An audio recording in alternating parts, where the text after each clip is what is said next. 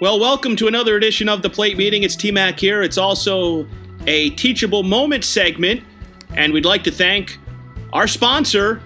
The Plate Meeting podcast is brought to you by the OSIP Foundation. That's OSIP, where OSIP stands for Outstanding Sportsmanship is Paramount, a 501c3 nonprofit organization dedicated to promoting good sportsmanship throughout sports and competition. Among their many programs offered is Officials Anonymous, a hotline and support service for officials who suffer from abuse, anxiety, and other similar issues. To learn more about OSIP, to get involved, or to donate, please visit osipfoundation.org. Your donation may be tax deductible. Once again, that's osipfoundation.org, OSIP. Fans, two videos for you this week on the Teachables, and we'll start in Minnesota, where Detroit and Minnesota took to the field and playing out the string of these two teams. But we had an interesting play at second base where we have pretty obvious roll block interference. And Hunter Wendelstedt, if you blinked, you might have missed his out call. I think Hunter would be the first guy to tell you. Might have called this a little quickly, but we're not really critiquing the umpire in this case. We're taking a look at this rule, which is kind of an interesting rule. Now, the idea of this play is that the quote, in order to be considered an attempted double play, umpire should look for actions by the fielder associated with making a throw toward the next play. The fielder does not need to throw the ball for the umpire to call a violation of the rule, but he needs to demonstrate the intent to make a throw.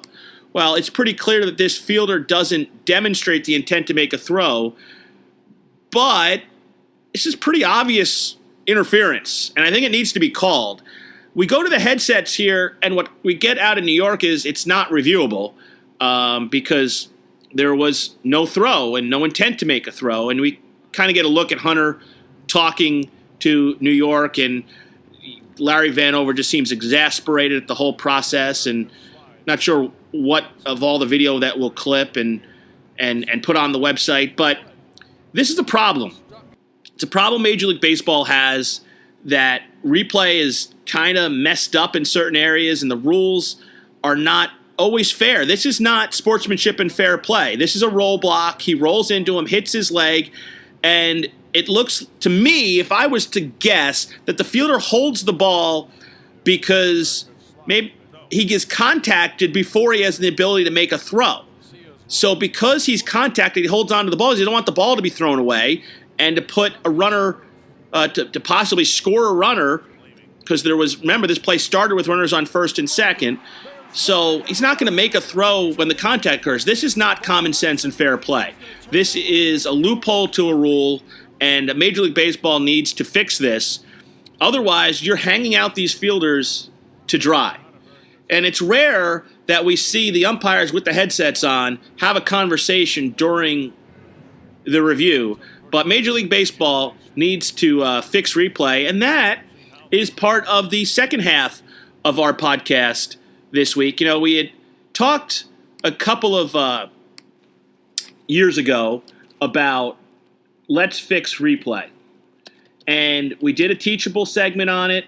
And the four things that we suggested was give the crew chief a microphone. We did this on January 19, 2017.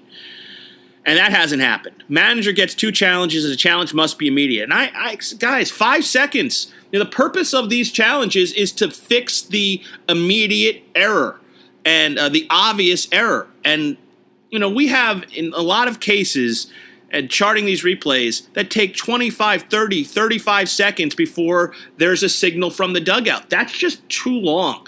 And not all the crew chiefs adhere to the regulations of Major League Baseball. They'll let the clock run down to 0 and then let the manager make a decision. You know, it's unfortunate. It's kind of like when some people allow you to argue blocks and others don't. You know, there needs to be a streamlined process to make everything more effective. The third thing we talked about is give the manager a beanbag, a flag, whatever you want. Just make it immediate. Make it quick. Boom. There's a challenge. Okay, we're going to replay. Bang. We get 90 seconds, which was the fourth thing we suggested, which they have adopted. And we don't have that issue. Things are quick. Things are rapid fire. So we take a look at another play that happened a couple of days ago This one in Cleveland, and this is what replay has become, folks. There's a steal of second base, and Ryan Blackney has a fantastic out call because Francisco Lindor comes off the base, and that'll be confirmed via replay. And this is just such a great call by Ryan, and this is a big league call by a guy that hopefully has a big league full-time deal next year. He's had a great year, in my judgment, and deserves a job. But that's neither here nor there in this play. This is what Major League Baseball has come down to. The oven mitt's off the base by an inch. The foot's off the base by a couple inches. There's nothing else contacting the bag, so we have an out. And we have a great timing on this call, too. I mean, he lets the play develop, sees that he's got an out, and is not afraid to call the out. Doesn't take the easy way, which would be to call safe. Now, don't try this at home. Don't try this in your fall league games. Don't try this in your rec league games. It's about, at that level, these calls are about getting the play right, not necessarily getting the call right. Just thinking back, if you've been umpiring for over 15, 20 years, all the calls that you probably missed that a guy was safe by a mile, like on this play, and you just gave it the soft, safe mechanic, and how many times maybe the tag came late and he was disconnected to the base. You think about that? It's kind of scary.